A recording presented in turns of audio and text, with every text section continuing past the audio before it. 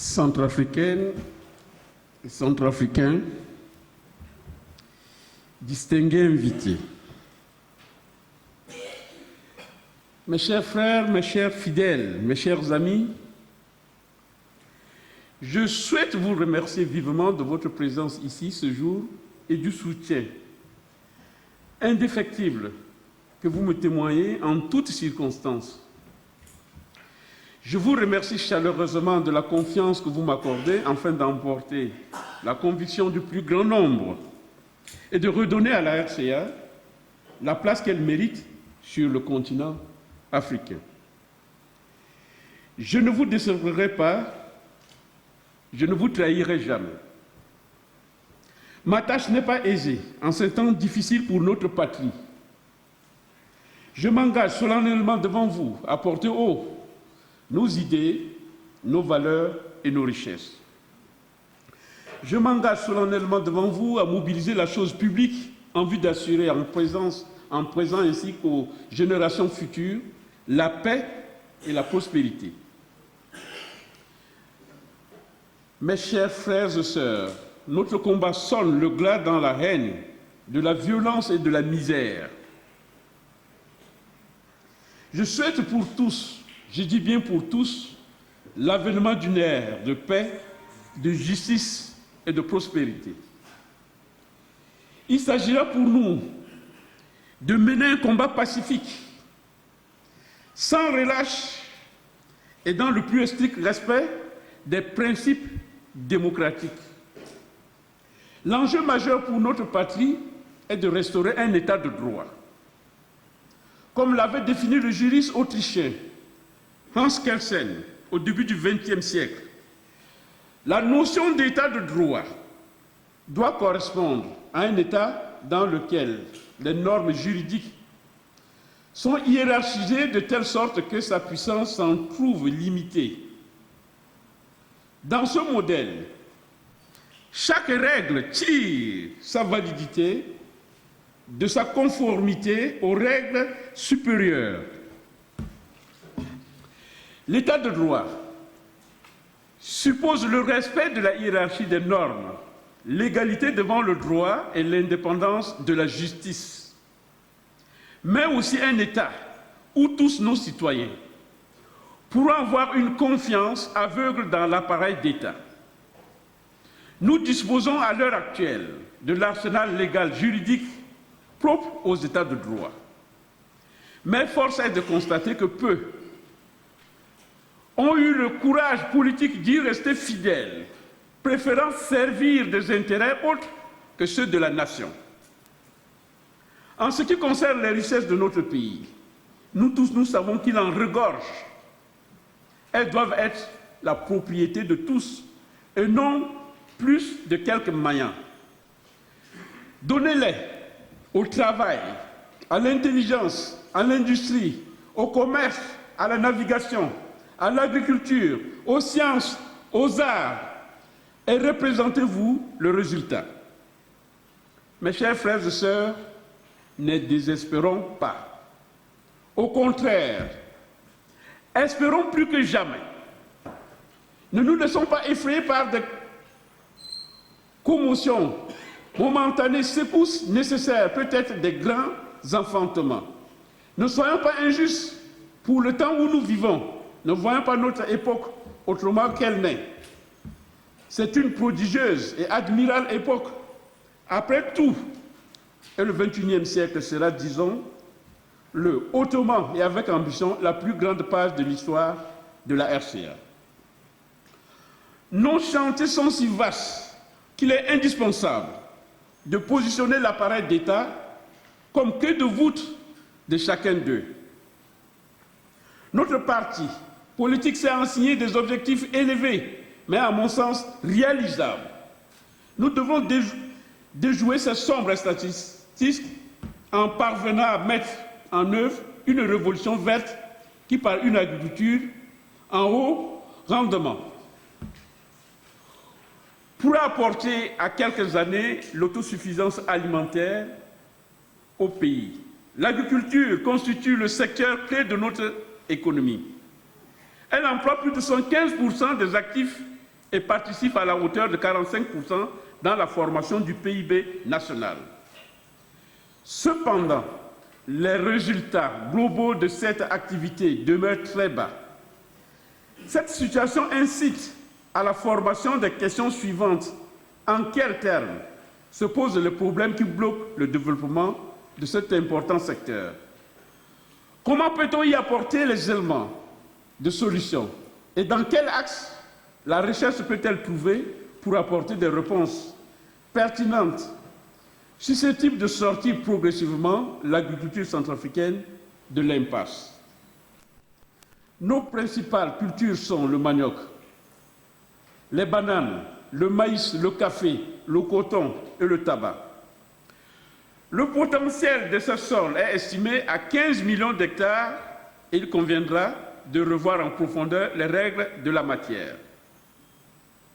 Le nord-ouest et le centre de notre pays représentent un bassin agricole important pour les cultures de coton et de canne à sucre.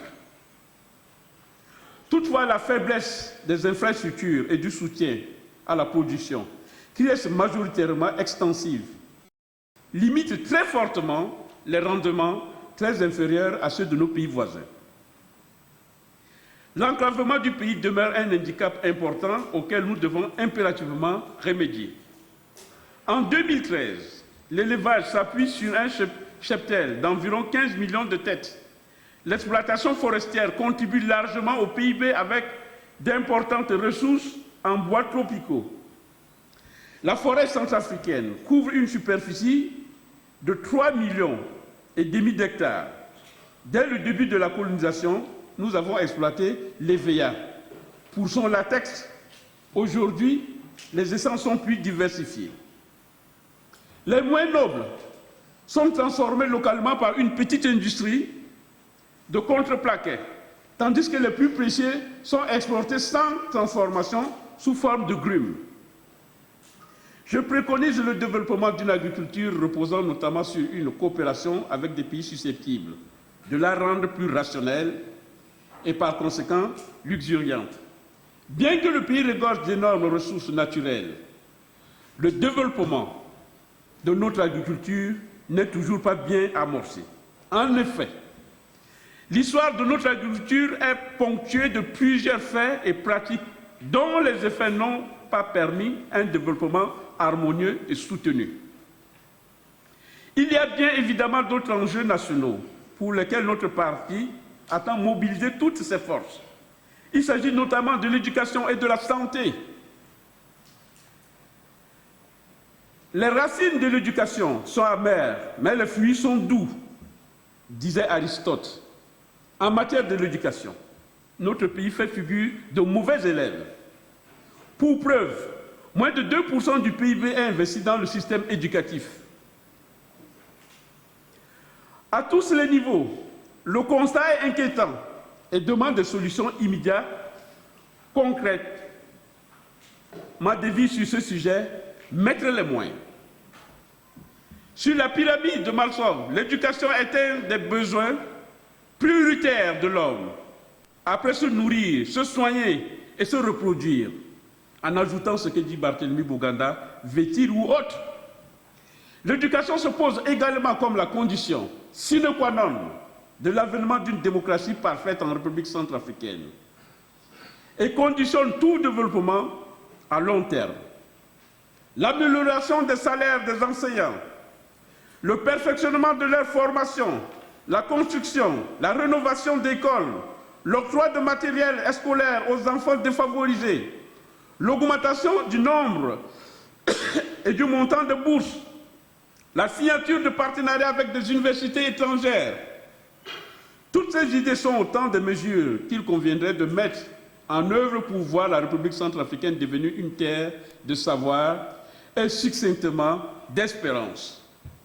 En ce qui concerne le système de santé, notre pays est ainsi le théâtre d'une crise humanitaire majeure, classée parmi les plus sous-financés et les plus négligés, confronte notamment aux insuffisances de la communauté internationale. Le pays se trouve désormais dans un état d'urgence médicale chronique 4 enquêtes de mortalité menées par le Médecins sans frontières. Au cours des 18 derniers mois, dans des préfectures fortement peuplées, confirment ce diagnostic. Elle révèle notamment des taux de mortalité brute très élevés qui dépassent bien souvent les seuils d'urgence.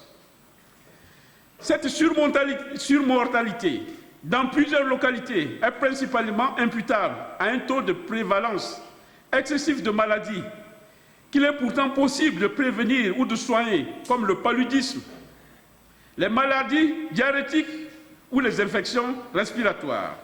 Elle témoigne ainsi d'un sous-développement chronique et de la faiblesse de notre système de santé, y compris dans les régions les moins exposées à la violence ou au conflit.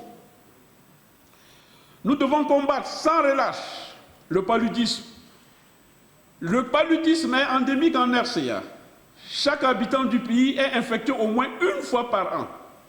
Le paludisme constitue certainement la première cause de mortalité des enfants et le principal problème de santé publique du pays. Le VIH, la tuberculose et enfin la maladie du sommeil. Je préconise tout d'abord une médecine de proximité. En effet, dans les zones rurales, la distance jusqu'au centre de santé le plus proche est souvent considérable. Elle est estimée à 10 km en moyenne. En effet, il est problématique que le personnel qualifié soit fortement concentré dans la capitale.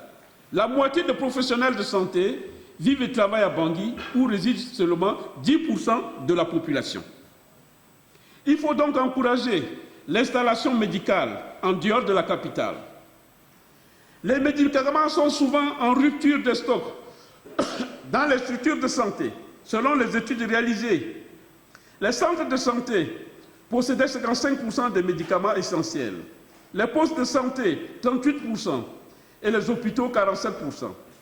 La suspension de subventions accordées par le Fonds mondial à cause de suspicions de corruption a provoqué en 2010 et 2011 des pénuries de plusieurs mois de médicaments contre le paludisme, le VIH et la tuberculose, médicaments de première ligne à l'échelle nationale.